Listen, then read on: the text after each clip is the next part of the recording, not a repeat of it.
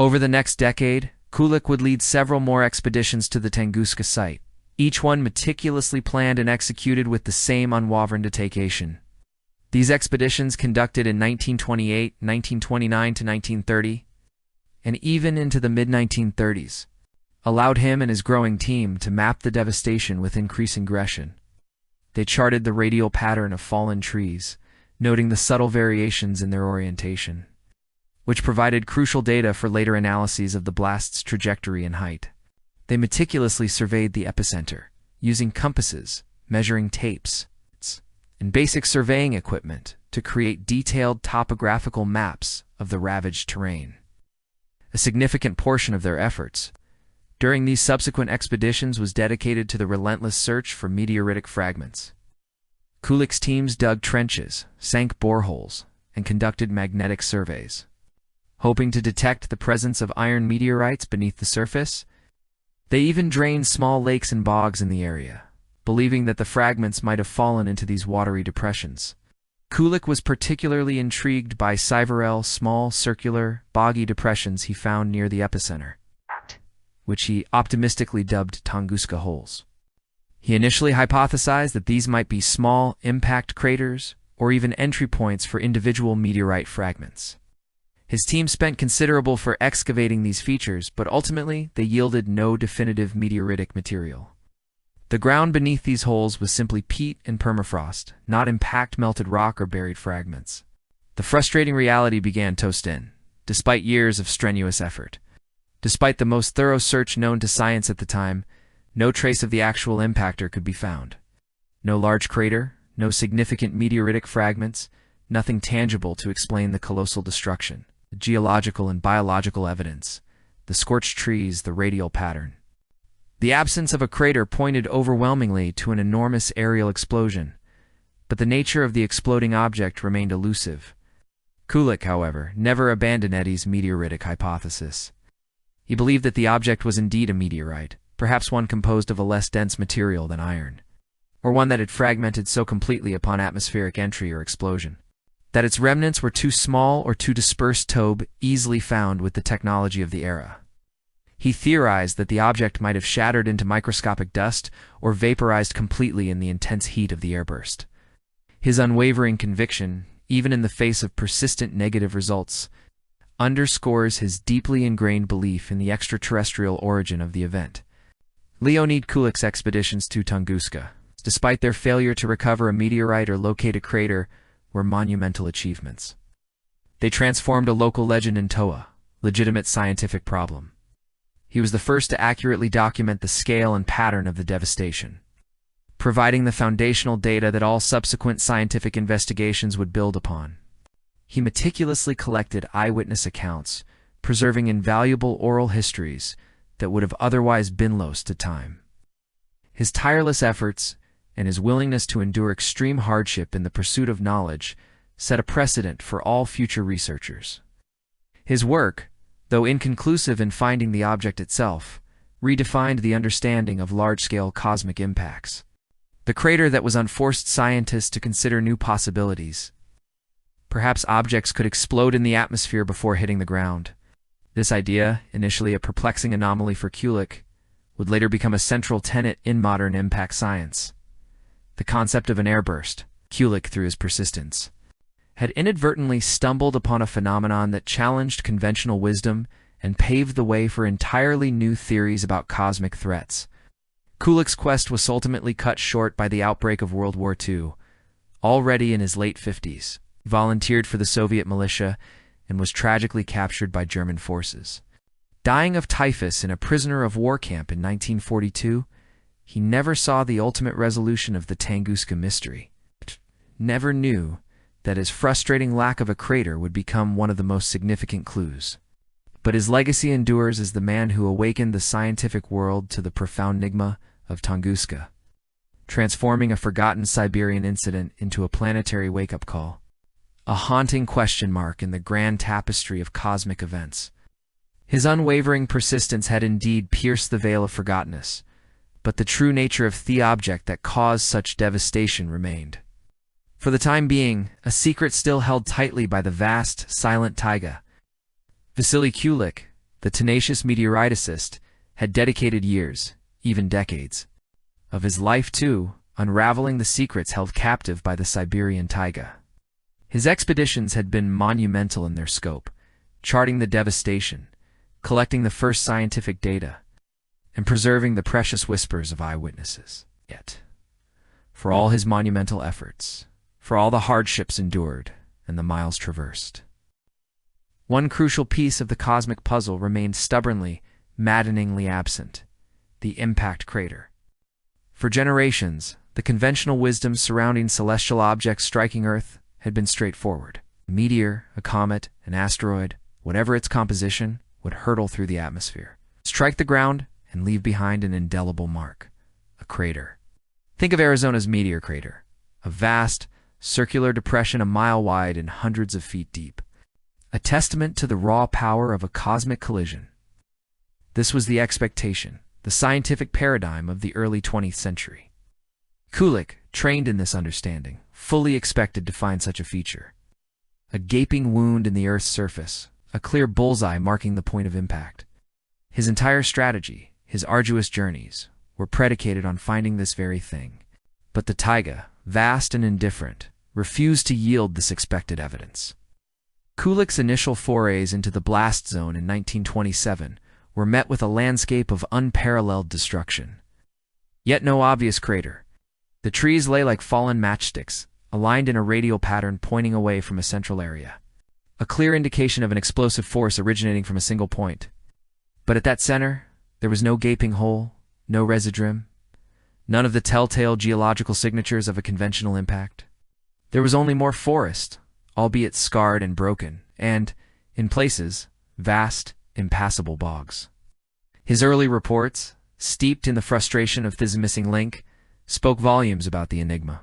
He described a desolate landscape, a forest laid bare. The trees had been stripped of their branches and bark, reduced to naked poles. Yet in the immediate vicinity of what he considered the epicenter, a bizarre anomaly persisted: a small cluster of trees, standing eerily upright, stripped bare but not felled. They pointed skyward, their shadows perhaps forever etched with the memory of an unimaginable heat. Hey, this was not the scene of a direct ground impact. If an object the size and destructive power of the Tunguska event had hit the Earth, the ground would have been pulverized, liquefied, and reformed into a deep bowl. Instead, there was an almost surgical precision to the devastation. As if the forest had been pushed down and outward, rather than smashed into. Kulik, undeterred by the initial lack of a crater, pressed on. He spent years meticulously mapping the blast area, leading further expeditions in 1928, 1929, even into the 1930s. His teams hacked their way through dense undergrowth, navigated treacherous swamps, and endured the relentless onslaught of Siberian mosquitoes.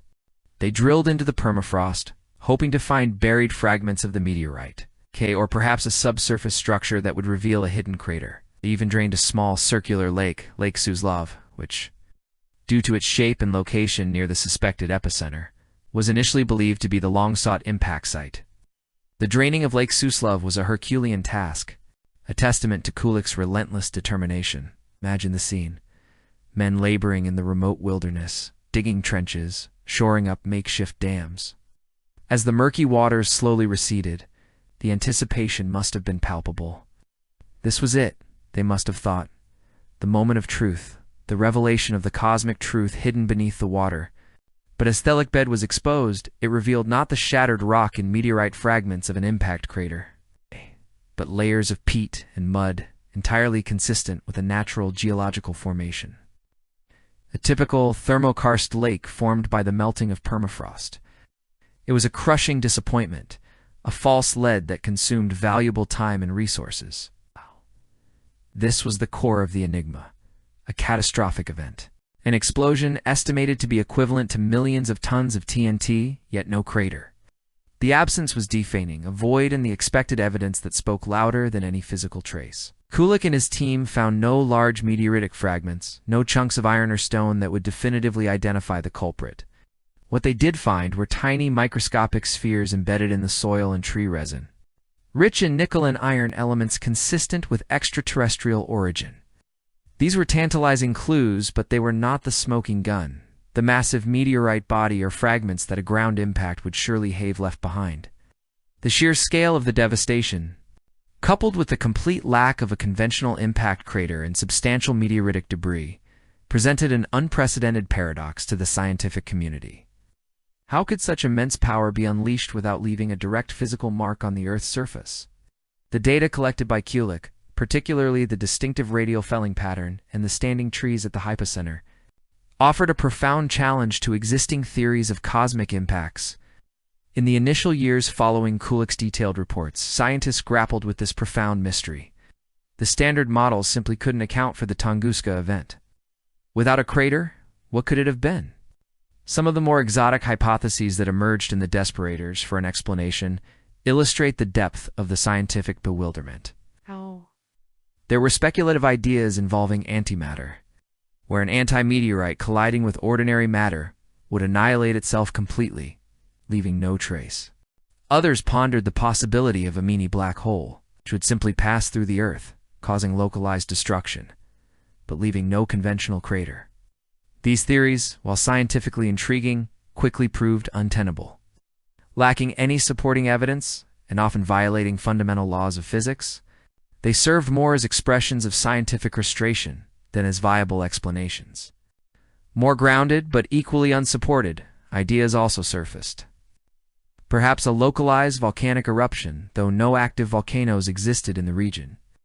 Or a massive swamp gas explosion, though the scale and nature of the blast made this highly improbable. These terrestrial explanations were quickly dismissed as the evidence, particularly the microscopic extraterrestrial particles and the unique blast pattern pointed unequivocally to an external, cosmic origin. The problem wasn't what had caused the explosion, but how it had caused such destruction without leaving the expected crater. The absence of a crater was not merely a puzzle. It was a profound reorientation point in the understanding of cosmic impacts. It forced scientists to reconsider the entire interaction between a celestial body and Earth's atmosphere. If the object hadn't hit the ground, then it must have exploded above it. This seemingly simple realization was revolutionary. It shifted the focus from the ground to the sky, from impact physics to atmospheric dynamics. The distinctive pattern of the felled trees radiating outwards, from a central point where trees were scorched but still standing, was the critical clue. This pattern is characteristic of a powerful explosion that occurred several kilometers above the surface, where the shockwave propagated downwards and outwards, pressing the trees to the ground. The trees directly beneath the blast, subjected to the intense heat and vertical pressure, would have been stripped and scorched, but not necessarily felled sideways by the outward-moving shockwave. Kulik, through his painstaking, often frustrating work, had inadvertently provided the foundational data for a completely new concept: the atmospheric airburst. He didn't invent the term, nor did he fully understand the implications of his crater that wasn't. But his detailed observations of the destruction, the lack of an impact hole, the radial felling, the absence of large fragments, became the bedrock upon which this theory would eventually be built. His tireless search for a traditional crater, though ultimately fruitless in that regard, revealed the evidence that pointed away from a traditional impact. The crater that wasn't became the most significant, silent witness to the true nature of the Tunguska event. The scientific community, slowly but surely, began to digest this unprecedented set of circumstances. The Tunguska event became a touchstone, a real-world data point that demanded a reevaluation of how dangerous objects from space truly behaved when encountering our planet. It forced a consideration of scenarios beyond the simple, hit the ground and make a hole.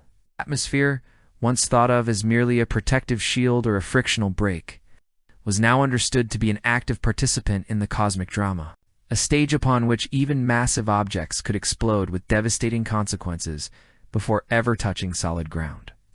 Kulik's legacy, tragically cut short by war, rests not just on his pioneering expeditions and his unwavering persistence, but on his honest documentation of what he didn't find. The missing crater was not a failure of his quest, but its greatest success. It was the crucial piece of the puzzle that shattered old paradigms and opened the door to entirely new understandings of cosmic threats.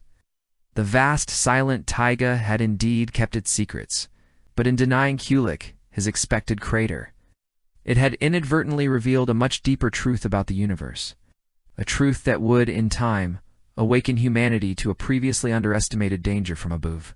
The mystery remained, but the parameters of the investigation had profoundly shifted.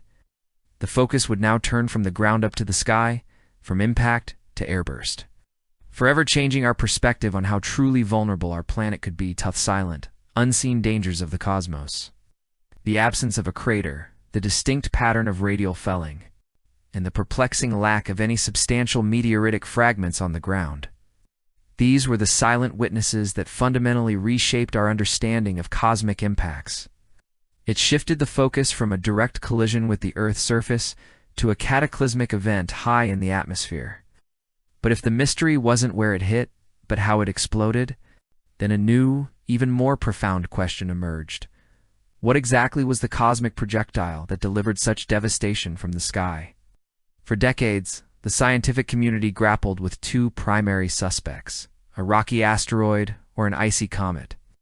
Both offered plausible explanations, yet both also presented their own set of challenges, leading to a vibrant and often passionate debate that continues in some forms to this day. To truly appreciate this cosmic detective story, we must first understand the nature of our two main culprits. Let us first consider the asteroid hypothesis. Imagine, if you will, a fragment of primordial rock, a leftover from the tumultuous birth of our solar system. Asteroids are predominantly rocky or metallic bodies, varying in size from small pebbles to hundreds of kilometers across. Most reside in the main asteroid belt between Mars and Jupiter, but some, known as near-Earth objects, or NEOs, follow orbits that bring them perilously close to our planet. These objects are typically dense, robust, and composed off the same stuff that makes up our terrestrial planets. If an asteroid were to enter Earth's atmosphere at cosmic velocities, the friction and immense pressure would subject it to unimaginable stresses,